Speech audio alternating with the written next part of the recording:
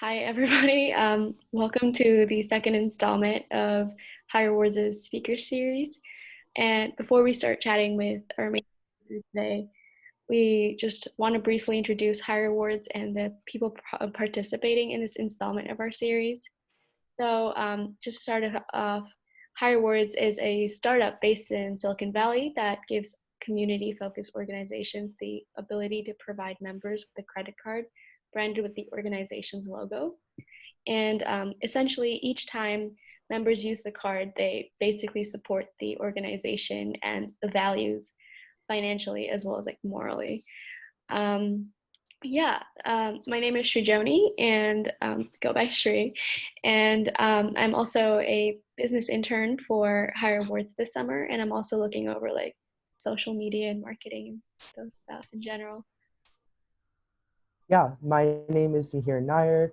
I am a rising sophomore at UC Berkeley studying statistics and business. And this summer, I'm also interning with Higher Awards. And I am focusing mainly on marketing and social media efforts. Excellent, excellent, excellent. I am Jared Wright. I'm the founder and CEO of Higher Rewards, a project that's very, very close to my heart. Been working on it for almost 3 years now. I'm very excited to report that we're about 12 weeks away from issuing our very first cards. So yeah, that's where we're at. Hi everyone, my name is Chris Carter, aka Umar. I live in Chicago. I work for an insurance company by the name of Zurich Insurance. I also have two loud kids. You're probably going to hear them in the background. Very excited to be here. I wanted to also say thank you very much to the Higher Rewards team for inviting me. I'm honored, I'm inspired, and I'm excited just to see so many activities. We're in a time where there's so many different things that are happening, and to see these types of initiatives, it's just, I can't tell you how excited and how inspired I am to be a part of this. So thank you for having me, and I look forward to the exchange. Yeah, well, thank you so much for being here, Chris, Mar. We really, really appreciate it. And we were chatting before this started, and just wanted to say that everything you're saying, it means so much to like me individually, and I'm sure as like the other people in this call as well. Um, Higher Awards is all about sharing stories, and just to start it off, would you mind telling us a little bit about your story and the inspiration for the work for IMAN? Yeah, so it's quite obvious I'm a black man. So I grew up in Jamaica. I migrated to the US when I was 12 years old. And I think like most of my brothers and sisters who are of the same color that I am, I was exposed to a lot of really crazy things. And, I went down a path that I'm not proud of.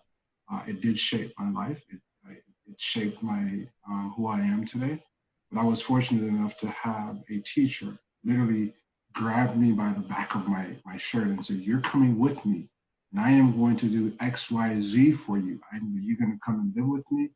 I'm going to send you to college, and I'm going to support you." And I've always felt that, when I look at the alternative, I have friends who they died. I've seen people die. I've seen people shot. I have been with friends who we went out to buy a gun, right, from the suburb which I now live. And seeing those things in my life, friends going to jail, some people dying, some people just ending up on the wrong side of life. And when I had an opportunity to share, or at least use my experience and my life story to inspire or encourage others, or to remind others, not each other, but to remind others of what the alternative is, it just lights a fire in me. I'm excited about it. So that's sort of how I got inspired with IMAN. I was approached to be their treasurer. I think it was 10 years ago, and I just couldn't keep my mouth shut. I ended up being their interim board chair, and I think after 2 years they removed the title interim, and they literally forced me to stay there because of the connection and the love that I have for the organization.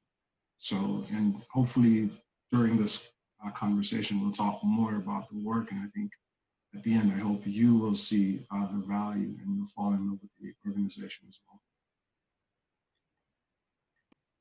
Yeah, no, definitely. That was so inspiring. Thank you so much for sharing that with us. And I was just reading up a little bit about Iman because I'm actually an international student, so I didn't really know much about it coming in. But I've been reading about like so many of the great initiatives with this organization. Like would more to like how the work of Iman has impacted communities in inner cities. Wi-Fi. Could you repeat the question? My Wi-Fi just went blank. I apologize. Yes, of course. Sorry, I think that was on my part. But just to repeat it, I was mentioning how Iman has so many great initiatives. Like, can you speak more to about the specific initiatives of Iman per se? All right, so Iman, I don't know where to start with that organization because you look at, so we have what we have put together is a holistic model, right? So that means we focus primarily on health, wellness, and healing. And I struggled with this at the beginning of my relationship with Iman because we have a health center, we have a green reentry program, pulling brothers and sisters back into society. We have an advocacy organization, and there's this youth and organization component. I just couldn't wrap my head around it. But the more I interacted with the organization, the more I see the holistic approach. So in terms of initiatives, right now we're working with the city. We are the biggest initiative that I can think of is we're one of the finalists, the 6 finalists for a $10 million prize. If we win that prize, what we're going to do is we're going to take a section of if any of you are familiar with Chicago, it's the 63rd and Racine corridor. Our goal and our dream for that area is to revitalize the area. It's a historical site. It's actually a historical landmark in Chicago. We would want to work with the city to open that there's a train stop. There's a green line that goes by. So we would work with the city to open the green line. We would revitalize the area by investing a community health clinic, so a kitchen. So what would happen there is we would take an abandoned property, gut it, and then in the process of gutting, we ourselves will gut it, and hopefully we'll talk about this later. We'll gut it out, and we will establish a kitchen where investors can come in, and it'll be an incubator of sorts. We have young entrepreneurs who want to learn how to cook, invest their time into learning how to cook and learning how to start a business. We'll have a restaurant. And again, we're going to open up a training center where we take garbage, the literal garbage, and recycle it. Right? So that's one initiative. Another initiative is we're working with the federal government. We now have a fully qualified health center. We're looking to expand that. As we speak, we've used the COVID crisis to actually gut that entire building, and we're going to revitalize that health center to allow us to serve more patients, right? We see an average of, I think, about 7,500 patients per year. And those are not repeat visits. Those are single, right? So 7,500 patients per year. We think expanding that facility will allow us to further serve the community. So if you're, regardless of what you believe, what you think, what you look like, your sexual orientation, your religious affiliation, you come in, we see you as someone who is sick and is in need of care, and we are going to serve you. Another investment that we have is we're developing and growing young artists, right? So we have a lot of young talent who are just waiting to that opportunity. So we're working with local artists. We've had Common visited us before. We've had Most Def.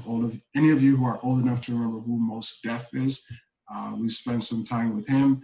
A lot of time he comes in and we'll just have a cipher, right? Poetry cipher.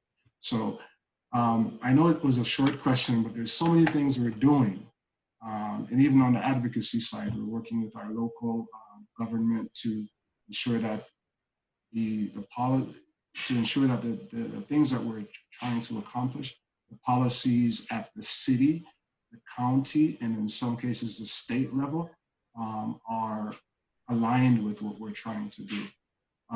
COVID, right?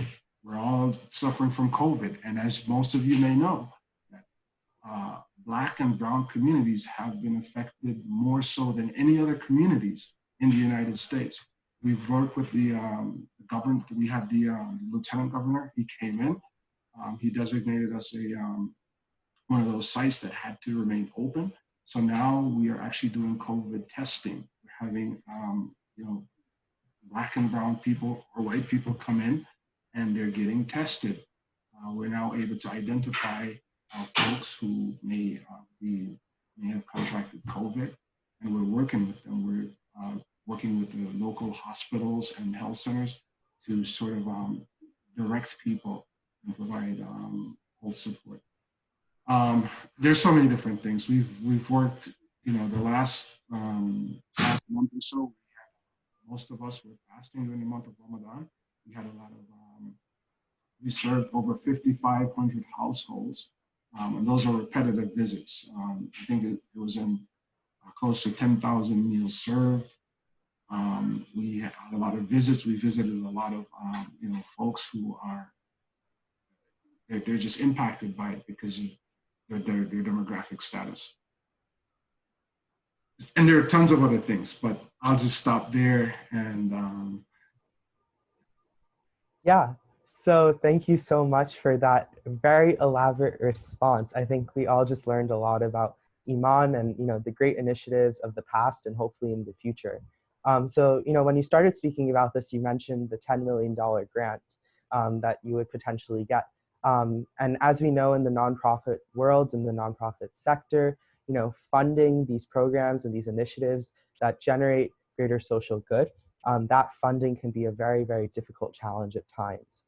So can you walk me through the last time that IMAN faced a very difficult funding challenge and how you, as the chair of the board of directors, kind of led that initiative to overcome that barrier during the last time you faced a major financial burden? yeah, so the last time we've gone through, so this for non-for-profit, any of you who are involved in non-for-profit, one of the biggest challenges, how do you maintain a sound balance sheet while you revenue that will enable you to at least meet payroll? The last time we had a real critical crisis was in 2009. We had to furlough folks. Folks literally, we said, you know what, everyone's going to take 2 weeks off. We're not going to pay you. We're going to work.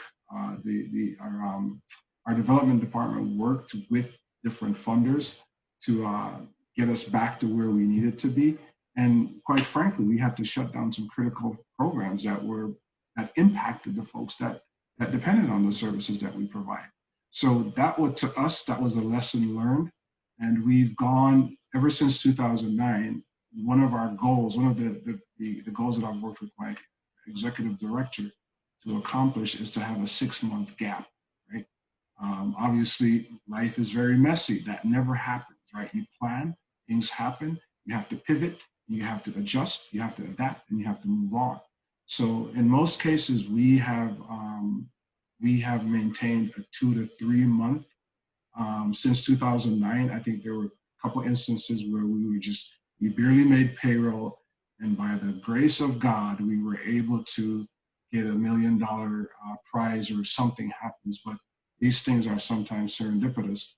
But thank God, during this last Ramadan, we ended up raising $1 million in a month because we had our story and our narrative was so compelling that folks, even from some countries that I can't even pronounce, learned about Iman's story. And now we're at a point where we finally met that goal of having a 6-month gap. So we have a 6-month working capital.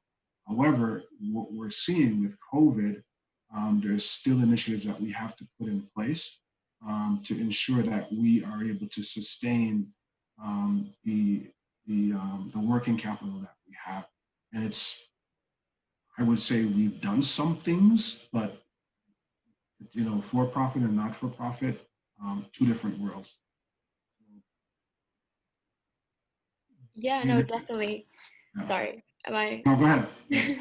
No, definitely. I think as interns, I think Mihir and I are also currently learning so much about what it takes to really be making a difference in kind of like in the intersection between like profit and nonprofit organizations. And yeah, like everything you said is like for me personally, and I'm sure Mihir and the rest, everyone on the call, I'm just learning so much from just like you sharing your story as well. And going back to COVID and the health center that you were mentioning with Iman, the current health and political climate has been not entirely favorable for, I guess, just a lot of us here. How do you particularly see like Iman's role as a guiding organization for communities like developing over time? And what can individuals like us keep doing to empower those who have already been dedicating themselves to others? I think the greatest thing you could do is try to understand the plight. And I was telling the guys before that it's a very difficult time for me right now because two of the guys that it's in our green reentry program, they died. Right? We found out that they were shot.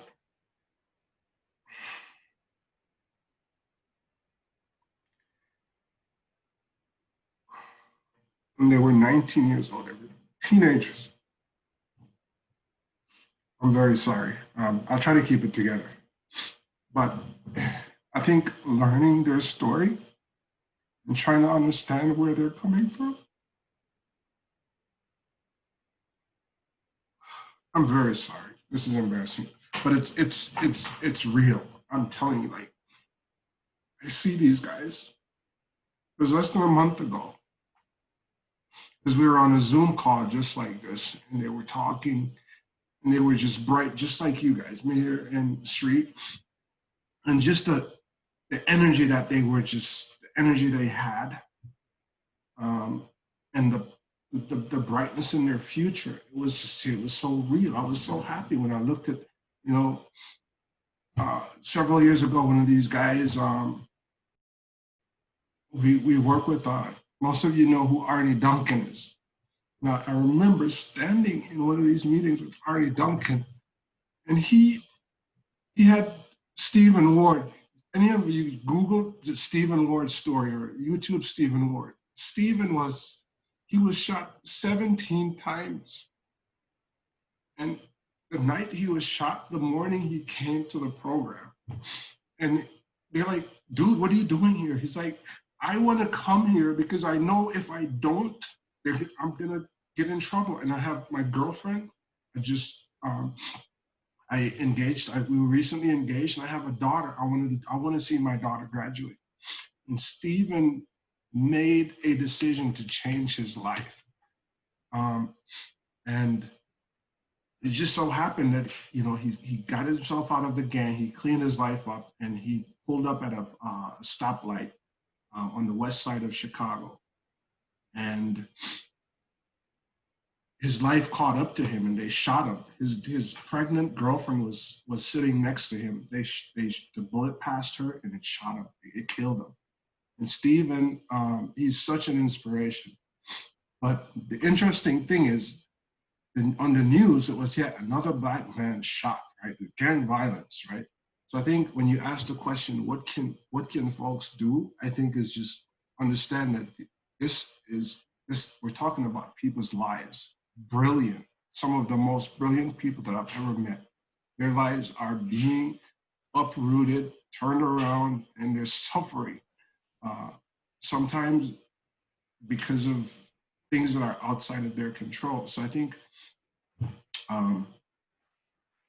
your support, your donations, and obviously your prayers are always things that we appreciate.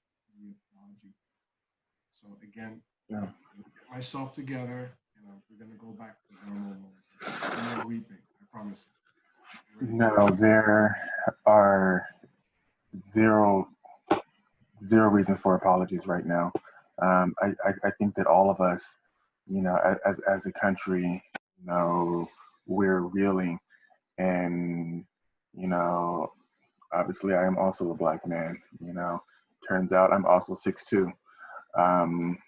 And my hair's probably got you a little bit though. I'm probably 6'4" now. But especially as black men in this country, currently right now, what everyone in the country is feeling, we feel. I'll speak for myself. I feel like everyone's catching up, because for every George Floyd that happens, how many people do we know in our own personal lives that were affected by things exactly like this? Maybe this individual didn't die, but they came back, their arms broken, their face is smashed. They just didn't get on camera. These are realities for us. I mean, earlier I talked about my story growing up, and I had friends. I was fortunate enough never to get arrested, but there was a police here in Chicago. He died. His name is John Burt, and one of my friends would say, "Yeah, they caught me," and they would just we would talk about it. It would just we were so desensitized to it that we would talk about how they would get punched and how they would get treated, and how the officers would kick them and how they would call them, N-word, and we were so desensitized to it that we thought it was funny, and it was almost like a competition. Oh, well, I can one up your story, right? But that's how sick as a society we were, that victims are actually took their punishment or their victimization as a badge of honor, right? And I think, back to, really want to get to your question, Sri, around the importance of an organization like IMAN that empowers um, not just Black men, but people. Because what it does is it holds a mirror up to society and says, this is what you can be, right? Right? This is what we are, this is what we aspire to. Right? We may not be a huge organization, but I think we're a beacon of hope, a beacon of light, a beacon of change, right? The ability for us to say, this is an ideal, and we're living that ideal. And society, you should, government, you should. And I'm not being self-righteous, but that's one of the things I love about the organization. I told them here that someday I will take you there, and I want you to see it, because there's so many stories. You talk about initiatives. We were the first organization in Chicago to provide a living memorial of Dr. Martin Luther King in Market Park. So most of you, again, I was never around when Dr. King was around, but if you look at the files, he will say the racism and prejudice and hate that he experienced in Chicago was unrivaled by the deepest part of the South, Mississippi, Alabama. What he met here, they threw bricks at her. So what we decided to do, we went into Market Park, which was the home of the KKK, and we erected a memorial in honor of Dr. Martin Luther King. So it's not just for Dr. Martin Luther King, but it's for those young Black and Latino boys and girls to go and see something that reminds them of someone who made an effort to change the society, not become a victim of their environment, but to do something tangible, kinetic, that will change our experiences. Sri, I'm going to turn it back over to you. I'm sorry. Yeah, I'm gonna jump into place for a quick second. Sorry about that. Sorry, I'm resonating with it so much. And all of us, we all want to change the world, right? We all want to be able to impact those around us. Sometimes how we've been impacted. How how often? I mean, you especially, you see someone, they're on a particular trajectory, and there's this nexus point. A mentor, an after-school program, uh, fill in the blank, and there's this inflection point in their trajectory, and they're completely like, this is where I was going, this is where I was headed, and now look at me now. And I think that all of us have a responsibility. We have a duty to lean into our own strengths. So for me, I can't do what you do, Chris. I respect you so much because you possess talents that I just don't have. You know, um, Me on my end, I'm a negotiator with a sharp eye for win-win scenarios, and that's ultimately the inception of higher rewards. We are literally standing behind those who are already on the front lines. When you look at the world, who has the biggest impact on communities? Nonprofits like yours, faith-based organizations. Those are the ones that are on the front lines because they just have this baked-in infrastructure geared around community involvement. And what we're looking to do is empower you, Chris. Empower the work that you're doing. Those that are already behind each other. No, it's funny because I gave the same lecture or accolades to my executive director. I'm a corporate guy, right? I live in the lily white suburbs. People walk their dog outside. My grass is greener than my neighbors, and we compete about, are we going to get a pool, or should the size of the pool be this and that, right? And I talked to my the executive director, and he's like, yeah, it's like 4:00 in the morning. I'm just now going to bed because I have to write this grant. And, I have a 6:00 call tomorrow with another funder, and I have to meet with the mayor, right? And these people, I don't want to call them these people because they inspire me, and I am so humbled. It's hard to call yourself humble, right? Because that's not humility, but I feel so small in your presence because of the, just how inspiring they are. You're absolutely right. So I am on the same side of the fence with you. I will not take any credit for it because all I can do is support them with my prayers, with my donations, with my time. But when I see my ED, he has a PhD in sociology. He could sell ice to an Eskimo, and he's sitting there like, and he takes the stuff he takes from people, most unassuming, right? So as a negotiator, you understand the art of negotiation. How you always work in your angle. There you go, right? But it's just the humility and the sincerity and the courage of the frontline folks. It's inspiring. Yeah, I mean, just on a short closing note before we open it up to our audience, personally, I can say that you've been my mentor now for a few weeks um, as I'm supporting another cause. And, I've already learned so much. I think one thing that I've taken with me throughout these past few weeks with you is to always share your vulnerabilities and never hide them from others. Because when you become vulnerable, that's when people see who you really are.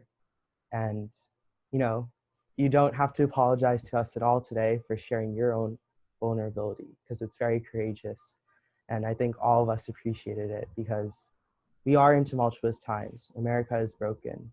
And, figuring out ways to fix that through work of IMAN and other nonprofits, as Jarrett mentioned, those are the people who are uplifting society and making it more equitable and empowering the people who need to be empowered. So yeah, from the bottom of my heart and also from everyone here, I'm sure we just want to give you a huge thank you and just a reminder that it's always important to have these difficult conversations because these difficult conversations are the start of actual change and progress. So with that, we'll head into Q&A. I know there's some eager participants here to ask you some questions. So I'd ask that you use the hand raising button in the participants tab if you would like to ask a question to Mr. Carter. All right, so first we have Umar Ansari. Can you hear me? Yes, we can hear you.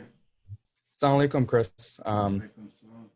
My name's Amar. I'm a classmate of Mahir. I've heard about Iman a while back. I attended a viewing with my MSA of the film The Honest Struggle, and mashallah, it's a beautiful mission.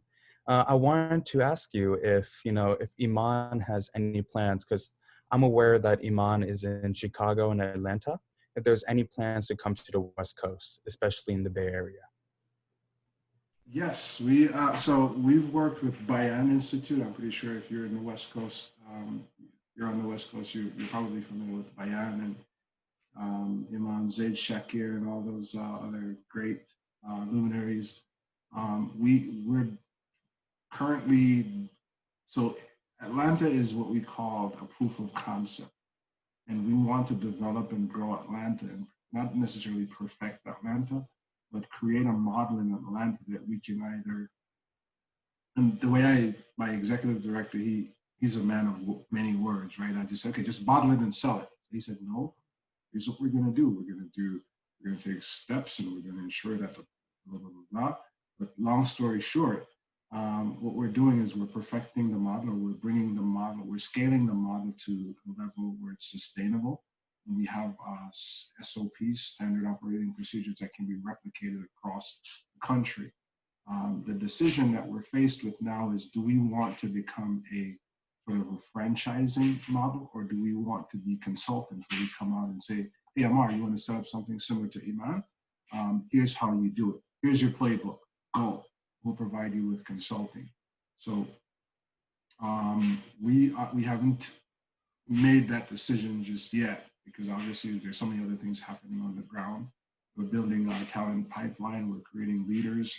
We have a very stable organization in Atlanta. But one of the challenges that I put forth to my executive director is um, and this is how I couched it. I said, one of the great signs of a leader is you build other leaders. So let's think about how we can scale our leadership, right? How do we build that leadership infrastructure so you can be in DC, you have another leader in Atlanta, you have another leader in LA, right? And the organization is running. So we're sort of building the scaffolding, the infrastructure that will support that growth and expansion. So it's coming, I would say, in the next 3 years. We're going to have our 25th anniversary. We're going to roll out a big plan in terms of what our next steps are.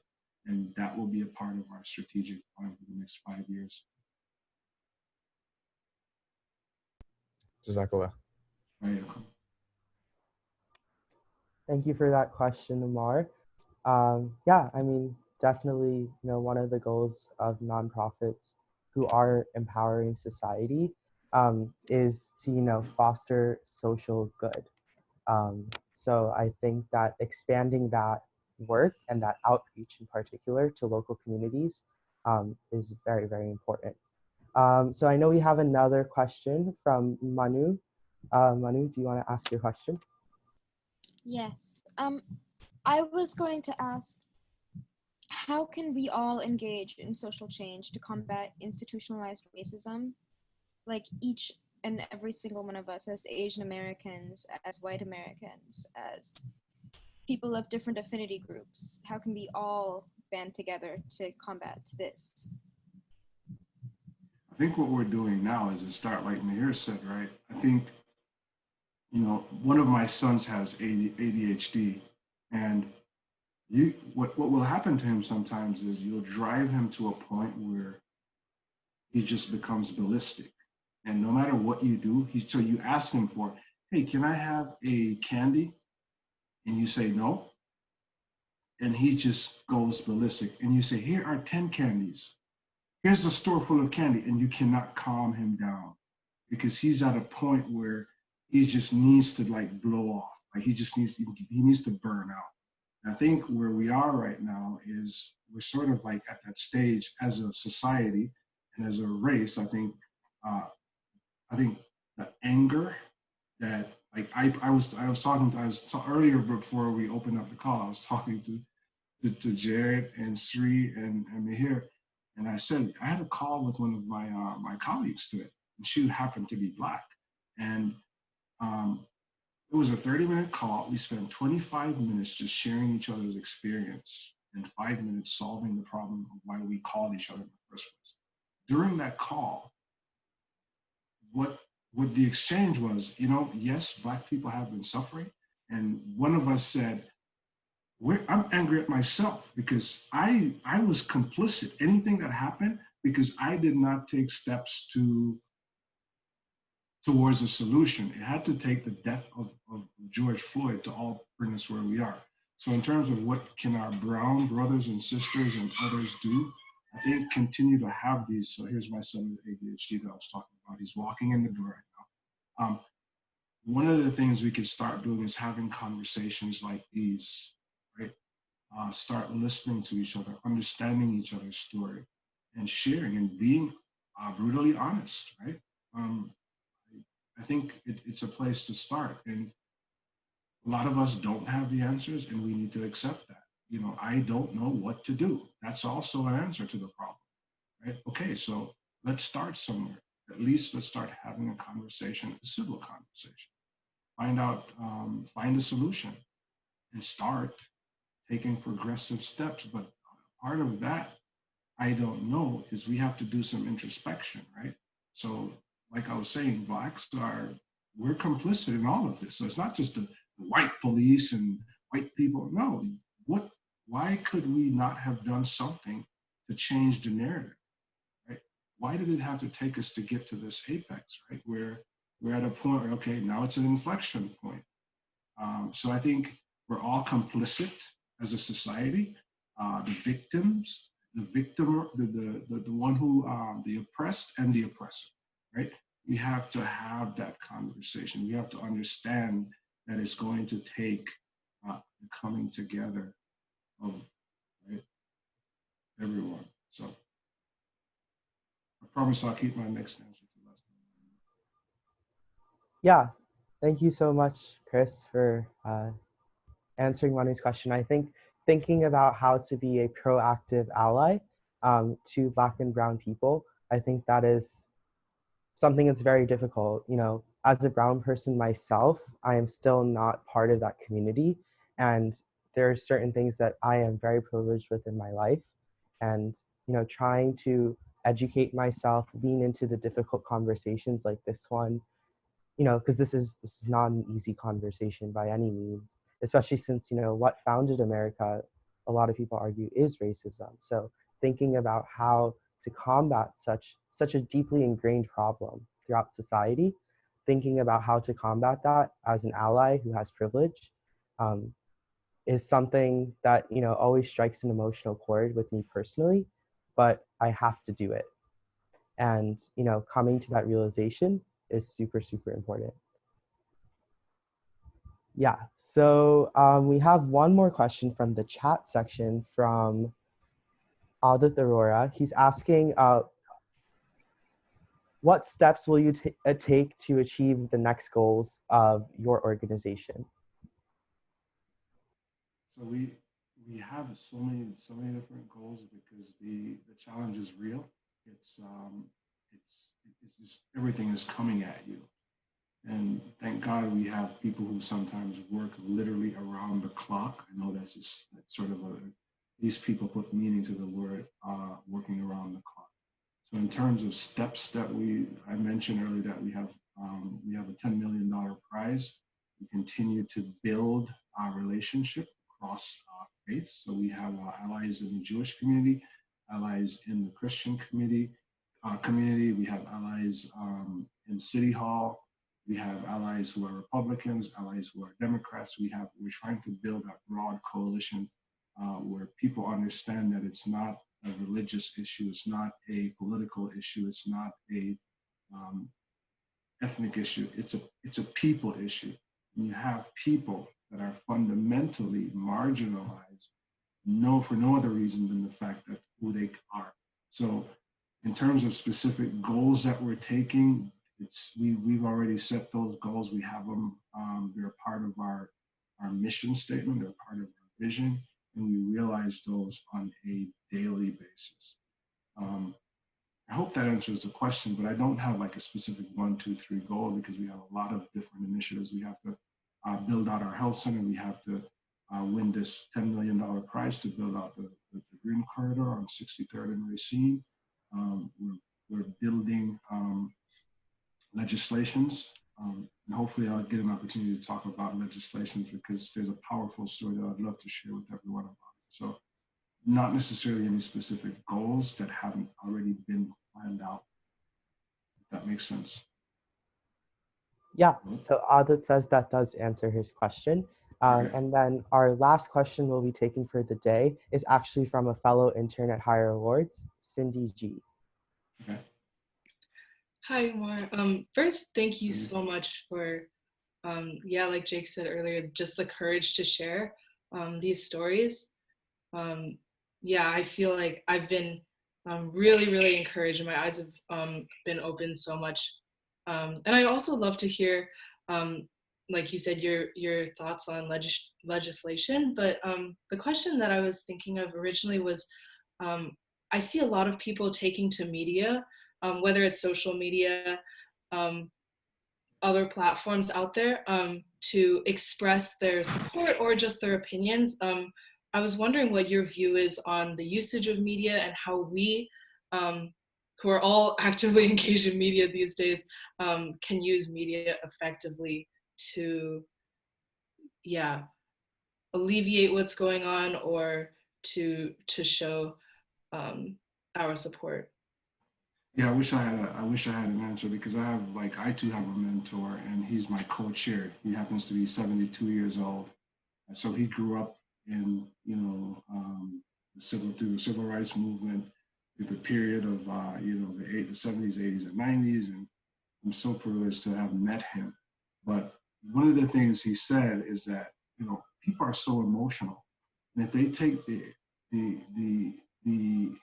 experience of Dr. King is so instructive, right? Because what he said was he compared television to social media, right? From his perspective, where Dr. King was in the 60s and television, that's where we are today, and Instagram, Facebook, and all these other social media, right?